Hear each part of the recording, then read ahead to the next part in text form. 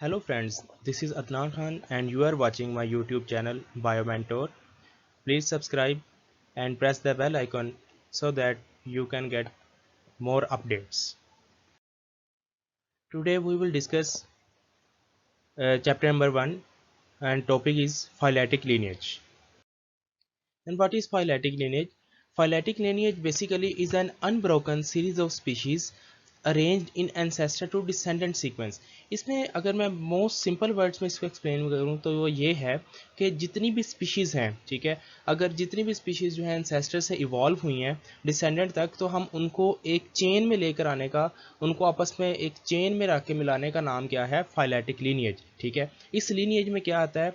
एक उनका linkage develop करना कि एक स्पीशी जो है वो किससे इवॉल्व हुई, दूसरी स्पीशी किससे इवॉल्व हुई। इस तरह से हम स्टेप बाय स्टेप हम जब हम उनको चेन में रखते जाते हैं तो वो क्या होता है कि हमें उनके एंसेस्टर्स तक का पता चल जाता है, हम उनके एंसेस्टर्स तक पहुंच जाते हैं कि हमें पता चल जाता है कि उनके एंसेस्टर्स हैं कौन से।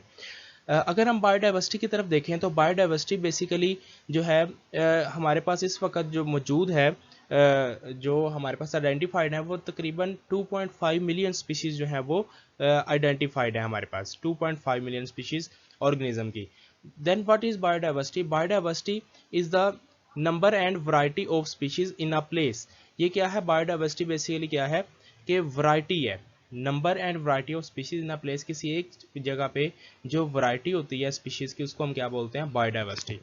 अब इसमें अगर डिस्ट्रीब्यूशन देखें कि इनमें जो हमारे पास रिकॉर्ड है, हमारे पास आइडेंटिफाइड ऑर्गेनिज्म है, वो हमारे पास कितने हैं, उनमें ऑर्गेनिज्म की किस तरह से डिस्ट्रीब्यूशन है। तो इंसेक्ट, सबसे पहले अगर हम इंसेक्ट्स की बात करें तो इंसेक्ट्स जो है वो 53.1%। Vascular plants, vascular plants basically क्या कौन से होते हैं? वेस्कुलर प्लांट्स जिनमें वेस्कुलर बंडल्स होता है, जाइलम एंड फ्लोएम मौजूद होता है, ये कितने परसेंट है? 17.6%। एनिमल्स जो हैं, ये एनिमल्स की बात हो रही है अदर देन इंसेक्ट्स जो हैं वो 19.9%। Then fungi, algae, protozoans and prokaryotes. Fungi, algae जो है, एल्गी भी प्रोटोजोन्स एंड प्रोकैरियोट्स जिनमें मतलब न्यूक्लियस नहीं होता, न्यूक्लियस जो है प्रोमिनेंट न्यूक्लियस एब्सेंट होता है, वो कितने परसेंट है? 9.4%। ये यहाँ पे एक हमारे पास एक सिंपल लीनिएज ड्रॉ किया हुआ है। इसमें क्या है देखें आप, स्पीशीज़ जो हैं A B C D E F G H, suppose that के ये एक अलग स्पीशीज़ है। आप इनके चेंज देखें कि ये किस तरह से इवॉल्व हुई है। ये देखें जो ए सीक्वेंस है, ठीक है, ए जो है वो किससे इवॉल्व हुआ है? लीनिएज 2 से, ठीक है, एंड बी 1 से इवॉल्व हुआ है। इस तरह से अगर हम इनके डी का ई एफ जी एच, इन सब को हम अगर हम सीक्वेंस देखें तो कोई 3 से इवॉल्व हो रहा है, कोई 5 से, कोई 4 से, कोई 6 से, और अल्टीमेटली ये सब कहाँ पे आके मिल रहे हैं? 7 पे। अल्टीमेटली कहाँ पे आके मिल रहे हैं? 7 पे आके मिल रहे हैं। मतलब इन सब का जो एंसेस्टर है वो क्या है? 7 है, ठीक है, मतलब इनके जो फोर फादर्स जो हैं वो 7 है। और यहाँ पे जितने भी ये A B C D E F G H हैं, ये यहाँ पे जो है ये स्पीशीज़ जो हैं ये डिसेंडेंट्स हैं, ठीक है। और अगर हम इनके लिंकेज मिलाना शुरू करें तो ये कहाँ पे तक जाएंगे? अपने एंसेस्टर्स तक, और हमें पता चल जाता है कि इनके एंसेस्टर्स कौन से हैं। This is called phyletic lineage. Now once again, this is a different phylums: porifera, cnidaria, echinoderms, Chordata.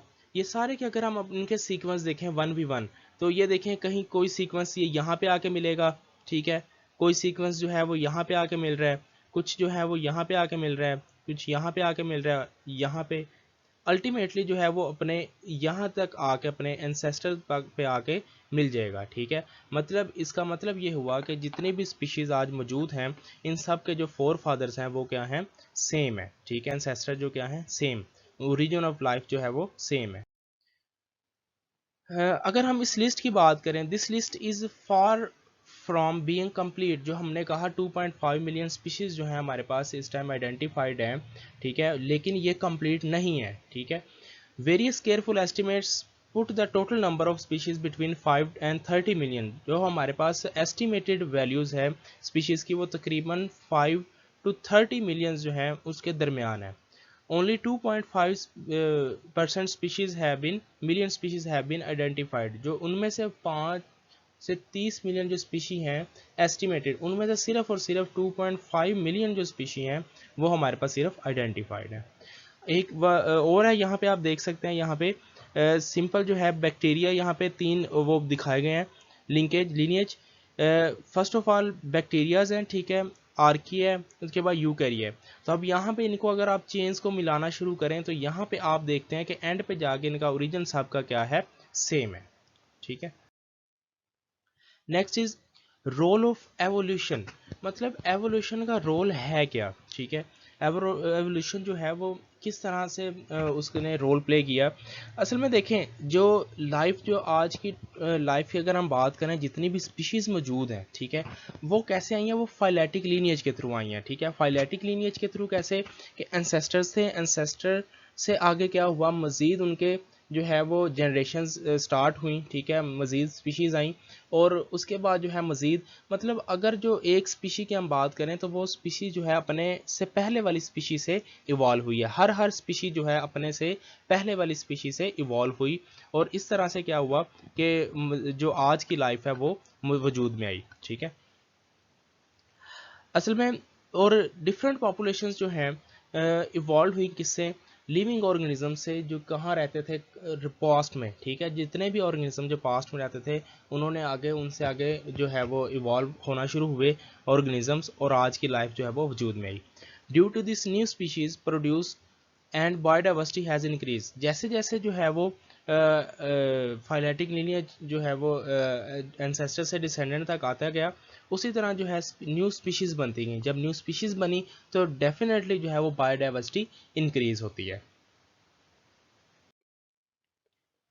इसमें बायोडाइवर्सिटी जब इंक्रीज़ हुई तो बायोडाइवर्सिटी ने इंक्रीज़ करने के साथ साथ डिफरेंट जितनी भी स्पीशीज़ हैं, ठीक है, चाहे ह्यूमंस की पॉपुलेशन, ह्यूमंस हैं, चाहे फिर जो है प्लांट्स हैं, डिफरेंट वैरायटी ऑफ प्लांट्स हैं, वो सब के सब क्या हुए, इंक्रीज़ हुए। If we had a complete record of the history of life on the earth, every lineage would extend back in time to the common origin of all early life। ये बात हम पहले भी डिस्कस कर चुके हैं कि अगर हमारे पास कंप्लीट रिकॉर्ड हो, ठीक है, अभी तक हमारे पास कंप्लीट रिकॉर्ड नहीं है, लेकिन जब हमारे पास कंप्लीट रिकॉर्ड हो, अगर हमारे पास होता, तो अगर हम इनकी चेन्स को हम मिलाना शुरू करें तो हर जो लीनियज है वो कहाँ पे जाके मिलेगा, अपने कॉमन ओरिजिन पे जाके मिल जाएगा। मतलब जितनी भी लाइफ है उन सब का जो ओरिजिन क्या है वो सेम है, ठीक है। वो लैक दिस रिकॉर्ड, हमारे पास जो है जो रिकॉर्ड है वो कम है, ठीक है। वो रिकॉर्ड कंप्लीट क्यों नहीं है, उसकी रीज़न एक बड़ी रीज़न ये है कि जितने भी सॉफ्ट बॉडीड ऑर्गेनिजम्स थे, ठीक है, वो क्या हुए, फॉसल्स फॉर्म में नहीं कन्वर्ट हुए। वो जो है वो ना, जब जैसे ही क्या हो सकता है, जब वो फॉसल फॉर्म में रिकॉर्ड नहीं हुए तो हमें उनका रिकॉर्ड भी नहीं मिलता, क्योंकि जितने भी हम रिकॉर्ड जो है करते हैं तो पैलियोंटोलॉजिस्ट जो है वो फॉसल्स की स्टडी करते हैं, और फॉसल्स की स्टडी के साथ हमें उनका रिकॉर्ड मिलता है कि ये ऑर्गेनिजम्स किस एरिया में, किस इरा में जो है वो प्रेजेंट थे, ठीक है। That's all, it's all about phyletic lineage. If you have any question you can ask in comment section. Thank you.